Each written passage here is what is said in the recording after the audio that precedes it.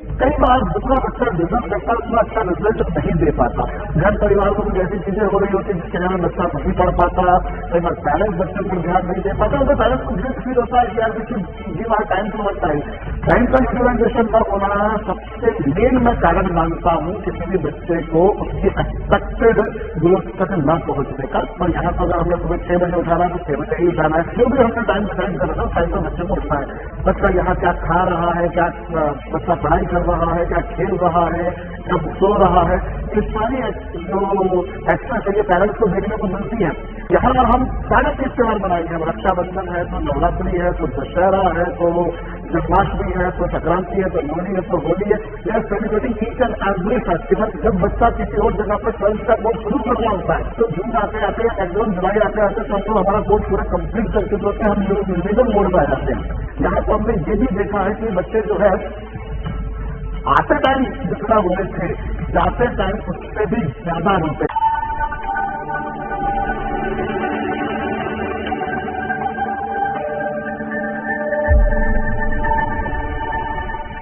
आज के बच्चों की जनरेशन बहुत होशियार है। उनका आईक्यू लेवल, उनका एप्टीट्यूड लेवल तो हम लोगों से बहुत ज्यादा एडवांस है। जितना डीप, जितना ब्रॉड, जितना इनोवेटिव वो सोच पाते हैं शायद आज इस उम्र में आने के बाद में भी हम लोग नहीं सोच पाते। और ये बात केवल मैं नहीं कह रहा हूं, तकरीबन सभी पेरेंट्स का ऐसा मानना है कि हमारे बच्चे हमसे बहुत ज्यादा इंटेलिजेंट है। लेकिन कई बार जितना बच्चा डिजर्व करता है उतना अच्छा रिजल्ट नहीं दे पाता। हम लोग जब हमारे बच्चों के टीचर्स से मिलते हैं तो टीचर्स का भी ये कहना होता है कि आपके बच्चे का मेंटल लेवल अच्छा है, अच्छा रिस्पॉन्सिंग भी है, क्लास में अच्छा रिस्पॉन्ड करता है, क्वेश्चन भी अच्छे पूछता है, लेकिन थोड़ा सा टॉकेटिव है या अटेंशन खो देता है या कंसंट्रेशन खो देता है या कॉन्टिंग में वो सब चीजें एक्सप्रेस नहीं कर पाता जितना अच्छा उसे आता था। अब उसके पीछे कई सारे रीजन हो सकते हैं। कई बच्चे वगैरह अटेंशन खो देते हैं, कंसंट्रेशन खो देते हैं। कई बार टीचर भी बच्चों को अच्छे तरीके से समझ नहीं पाते। कई बार घर परिवार में कुछ ऐसी चीजें हो रही होती है जिसके कारण बच्चा नहीं पढ़ पाता। कई बार पेरेंट्स बच्चों पर ध्यान नहीं दे पाते। उन्हें पेरेंट्स को गिल्ट फील होता है कि यार किसी give our time to work time, but still नहीं दे पाते। अलग अलग जगहों पर अलग अलग सिचुएशन मिल जाती है। और समझ ये है कि जो बच्चे डिजर्व करते हैं उतना बेटर, उतना बेहतर वो रिजल्ट अटेन रीच नहीं कर पाते। और बच्चे जब स्कूल में आना जाना कर रहे हैं तो आने जाने में जो टाइम लगता है, भाई आजकल बड़े शहरों में तो स्कूल घर से 1 घंटे की दूरी पर होना बहुत कॉमन सी बात है। आधा पौन घंटा तो कहीं भी लग ही जाता है। तो आने जाने पर न केवल समय लगता है बल्कि समय के साथ साथ में जो थकान होती है अब उस थकान से भी फिर बच्चे को राहत चाहिए। और सबसे मेन जो ड्रॉबैक है वो तो है साहब हर घर में सेल फोन, जो मैं यूं कहूँ कि घर घर की कहानी, वो जो मोबाइल फोन का जो एक्सेसिव यूज हो रहा है वो एक्सेसिव यूज नहीं हो रहा, उसका एडिक्शन हो चुका है कि बच्चा उसके बगैर रह नहीं पाता। और आप बच्चे को बोलिए कि आप सेलफोन यूज मत कीजिए तो वो बिल्कुल, जिसको हम बोलते हैं, वो बिल्कुल एजिटेट हो जाएगा, बिल्कुल एक्साइट हो जाएगा। कई बार वो मतलब बड़ा एग्रेसिव हो जाता है बच्चा कि आप उसको सेलफोन नहीं दे रहे, मतलब जैसे आपने उसके हाथ से खाना छीन लिया है या उसकी नींद आपने चला लिया। अब उस चक्कर में क्या हमारा बच्चे जो है जितना वो बेहतर कर सकते हैं वो उतना बेहतर नहीं कर पा रहे। और हम लोग जब टॉपर्स के इंटरव्यूज देखते तो हमको यही देखने में आता है कि साहब बच्चा बोल रहा है, जो टॉपर बच्चा है वो यही बोलता है कि मैंने सोशल मीडिया को बॉयकॉट कर दिया था या सोशल मीडिया को मैंने अनइंस्टॉल ही कर दिया था। तमाम तरह की जो भी सोशल मीडिया की वेबसाइट्स हैं, भैया फेसबुक, इंस्टाग्राम, स्नैपचैट और भी कई तरह की होंगी। अब धीरे धीरे तो समय के साथ साथ तो और भी नई नई ऐप्स इंट्रोड्यूस होती जाती है। तो बच्चा गेम्स खेलता है, गेम्स में जो पबजी गेम है या कई जगहों पर भी देखते हैं कि बच्चा जो है वो पैसे लगाकर जो है वो गेम्स खेलता है, बहुत बड़ी बड़ी रकम जो है उस चक्कर में वो उनका नुकसान कर लेते हैं। तो इन कारणों से हमारा बच्चा जो हमसे मतलब जो हम सोचते हैं उससे या जितना वो एक्चुअली डिजर्व करता है, एक्चुअली हम तो कुछ भी अच्छा नहीं सोच सकते। हम तो बहुत एडवांस भी सोच सकते हैं कि हमारा बच्चा उस मुकाम पर पहुंच जाए। हो सकता है बच्चा उस मुकाम पर नहीं पहुंच पाए, लेकिन इतना तो जानते हैं कि ये बच्चा इतना अच्छा डिजर्व करता है तो उतना बेटर रिजल्ट नहीं दे पा रहा।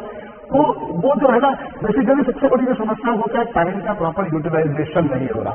पेरेंट्स का यूटिलाइजेशन न होना सबसे मेन मैं कारण मानता हूं किसी भी बच्चे को उसकी एक्सपेक्टेड ग्रोथ तक न पहुंचने का एक बहुत इंपॉर्टेंट रीजन मैं मानता हूं। अब बच्चे को जब यहाँ हॉस्टल में कई बार पेरेंट्स जब भेजते हैं तो बच्चा अमूमन मना करता है कि नहीं हमको नहीं जाना। क्यों नहीं जाना? तो आप मेरे दोस्त छूट जाएंगे या वहाँ खाना ऐसा होगा या वहाँ ऐसा रीजन होगा। उसके पीछे मैं तो ये मानता हूँ कि मेन रीजन जो बच्चा उसके पीछे 10 रीजन बता देगा, लेकिन जो सबसे मेन कंपटीशन होता है वो होता है उससे उसकी मोबाइल फोन उससे डिपार्ट हो जाता है, क्योंकि यहाँ उसको मोबाइल फोन नहीं मिलेगा। अच्छा, यहाँ उसको जिस समय सुबह उठाना है उतना समय पर उठना है।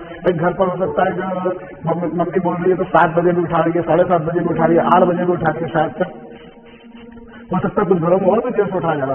तो मम्मी में तो बच्चा बैक आंसर दे देगा, मम्मी की बात नहीं मानेगा। पर यहाँ पर अगर हमने सुबह 6 बजे उठाना है तो 6 बजे ही उठाना है, 6:30 उठाना है तो 6:30 उठाना है, जो भी हमने टाइम डिसाइड करना है उस टाइम पर बच्चे को उठना है। तो यहाँ वो डिनार करेगा तो nobody there to clear इनकी डियर की बात नहीं मानेगा कि नहीं आपको इतने बजे उठना है। एक डिसिप्लिन लाइफ होती है। मोबाइल फोन से डिपार्चर हो जाता है। मोबाइल फोन से डिपार्चर हो गया इसका मतलब ये नहीं कि हम उसको इंटरनेट के एक्सेस दे रहे हैं, हम उसको इंटरनेट के एक्सेस दे रहे हैं। जो है वो उसको पढ़ाई के लिए जितना इंटरनेट चाहिए उतना एक प्रॉपर सुपरविजन में, प्रॉपर सर्विलांस के अंदर उसको वो इंटरनेट दिया जाएगा। बच्चा यहाँ क्या खा रहा है, क्या बच्चा पढ़ाई कर रहा है, क्या खेल रहा है, क्या सो रहा है, ये सारी जो एक्सेस है ये पेरेंट्स को देखने को मिलती है। तो ऐसा नहीं कि बच्चा हॉस्टल में है तो उसको जो है वो घर से वो दूर हो जाए। जब जितना ज्यादा अच्छे तरीके से पेरेंट्स अपने बच्चे को घर में नहीं देख पाते तो उससे ज्यादा बेटर तो यहाँ पर देख पा रहे हैं। तो बच्चा तो कई बार मना करता ही है आने से, लेकिन पेरेंट्स का भी कैसा ये सोचता होता है कि आप दूर चला जाएगा हमसे। चलिए पेरेंट्स एक बार बात मान लेंगे, शायद मदर पेरेंट्स में इतनी जल्दी कन्विंस नहीं हो पाती। और खासतौर पर जो घर में जो बड़े बुजुर्ग होते हैं, दादा दादी वगैरह है, तो उनका कई बार इमोशनल ब्लैकमेल होता है कि यार तुम तो तुम्हारा एक बच्चा या 2 बच्चे नहीं समझ रहे, तो 4 बच्चों को पाल के बड़ा कर दिया। तो वो कई बार वो चीजें होती है। लेकिन जब आपको टाइम का प्रॉपर यूटिलाइजेशन कर रहा है तो फिर ये चीजें मुझे लगता है बहुत जरूरी है। क्योंकि यहाँ क्या है, कैंपस के अंदर ही स्कूल भी यही है, कोचिंग भी यही है, बेस भी यही है, बच्चों का everything they are doing under the same roof. तो बच्चे को स्विमिंग करनी है, बच्चे को क्रिकेट खेलना है, वो सब कुछ यहाँ पर एक ही कैंपस में हो रहा है। तो सब चीजें हो जाने से समय बचता है, आने जाने में जो टाइम लगा वो भी बच गया यहाँ पर। तो एक अमूमन अगर देखा जाए तो 3-4 घंटे का टाइम डेली का बचता है। डेली का 3-4 घंटे का टाइम बचता है। और ये तो तब जो स्कूल लग रहे हैं, जब स्कूल नहीं लगता है, कई सारे स्कूल में ऑफिशियल छुट्टी होती है, वो संडे की छुट्टी है या कई सारे तीज त्योहारों की छुट्टी है। अब यहाँ हम सारे तीज त्योहार मनाएंगे, रक्षाबंधन है तो नवरात्रि है तो दशहरा है तो जन्माष्टमी है तो संक्रांति है तो लोहड़ी है तो होली है। We are celebrating each and every festival except Deepawali. Deepawali के टाइम पर आप छुट्टी देते हैं, दीपावली के टाइम पर बच्चा घर पर 15 दिन के लिए जाता है। बट अपार्ट फ्रॉम दैट तो हम सारे फेस्टिवल यहाँ पर मना रहे हैं। बच्चों का बर्थडे बिल्कुल जोर शोर तरीके से मनाया जा रहा है। तो कई सारी जो सरकारी छुट्टियां ऐसी होती है जिनका कोई तुक ही नहीं। भाई कई सारे ऐसी छुट्टियां हैं जिन पर जिन पर स्कूलों में छुट्टी दी जाती है, पर घर पर उसमें कुछ छुट्टी नहीं होता, वो कोई त्योहार भी नहीं होता इनफैक्ट। अब उन टाइम पर भी क्या था, बच्चा सुबह से वही 9 बजे उठ रहा है और अगर मान लीजिए छुट्टी हो गई तो बच्चा जो है उस समय फिर पढ़ाई करेगा, ऑफकोर्स करेगा। कई बच्चे ऐसे भी होते हैं ना जिनको ना पढ़ाई करते हैं, लेकिन उनको जब बोला जाए, उनके सर पर बैठा जाए तो वो करेंगे। अच्छा, कुछ बच्चे ऐसे होते हैं जिनको कुछ थोड़ा सा मोटिवेशन दे दिया जाए या डांट दिया जाए तो 4-5 दिन तक उसका असर रहता है, लेकिन फिर वो 4-5 दिन बाद फिर वो असर खत्म हो जाता है, फिर वापस कर दो।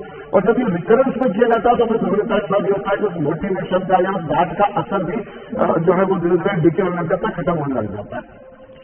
तो यहाँ पर क्या है, उन छुट्टियों में भी हम लोग काम कर रहे हैं। और आजकल तो वैसे भी क्या होता है, गर्मियों में, सर्दियों में, बरसात के टाइम पर भी जिस भी रिस्पेक्टिव डिस्ट्रिक्ट में रहते हैं वहाँ के जो डीएम है या वहाँ की जो गवर्नमेंट है वो छुट्टी दे देती है, तो उन टाइम में फिर वापस से वही टाइप का जो है वो मिसयूटिलाइजेशन होने लग जाता है। तो वो समय भी हम लोग यहाँ पर यूज कर रहे हैं। और इसी कारण से क्या होता है कि हम लोग जो है ना वो सिलेबस थोड़ा जल्दी खत्म कर देते हैं। आजकल आपको मालूम होता है एग्जाम में जल्दी होने लग गई है। जुलाई जेई का एग्जाम तो जनवरी मध्य में हो जाता है। तो जब भी एग्जाम है उससे 3-4-5 महीने पहले तो कोर्स कंप्लीट करना जरूरी है। और यही कारण है कि जब बच्चा किसी और जगह पर 12th का कोर्स शुरू करना होता है कि मालूम पड़ता है कि वो मार्च में या अप्रैल में या मई में 12th का कोर्स शुरू कर रहा है, हम लोग तो जून आते आते या मैक्सिमम जुलाई आते आते तो हम लोग हमारा कोर्स पूरा कंप्लीट कर चुके होते हैं, हम लोग म्यूजिकल मोड में आ जाते हैं। ये तो बड़ी क्लास की बात है। अगर छोटी क्लास में बात करेगा, मान लीजिए बच्चा कोई 6th क्लास में है, तो मेरे पास तो जो बच्चे हैं वो सब अच्छे पोटेंशियल वाले बच्चे हैं। तो 6th क्लास में बच्चा है तो 6th क्लास में तो कोर्स करेंगे हम लोग।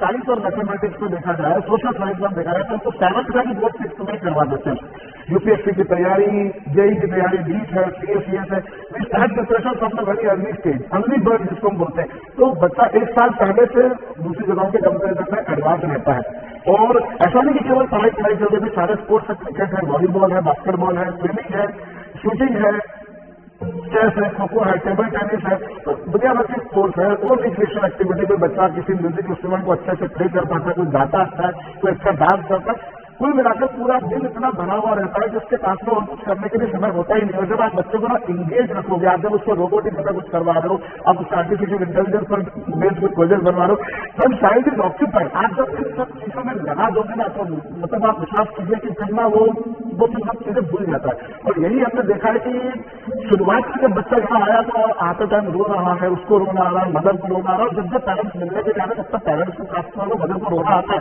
बच्चे को भी रोना आता है। लेकिन जब वो यहाँ उसका जो एक अच्छा फ्रेंड सर्कल बन जाता है, टीचर्स के साथ में अच्छी बॉन्डिंग बन जाती है, तो यहाँ पर हमने ये भी देखा है कि बच्चे जो है आते टाइम जितना रोए थे, जाते टाइम उससे भी ज्यादा रोते हैं। मैंने ऐसे कई बच्चों को देखा है, मैं खुद उदाहरण के तौर पर, कई बच्चे ऐसे होते हैं जिनसे इतना इमोशनल बॉन्डेज बन चुका होता है कि जब वो जाते तो बिल्कुल गले मिलकर, बिल्कुल चिपक कर, जिसको बोले एकदम हम पंजाबी भाषा में बोलते बिल्कुल जप्पी पाकर हमको भी बहुत बहुत बहुत रोना आता है। लेकिन जो वो सक्सेस मिलती है ना, जो उसमें जो जीवन में जो ऊंचाइयां पाई होती है ना, वो इन सबके आगे बेमानी है।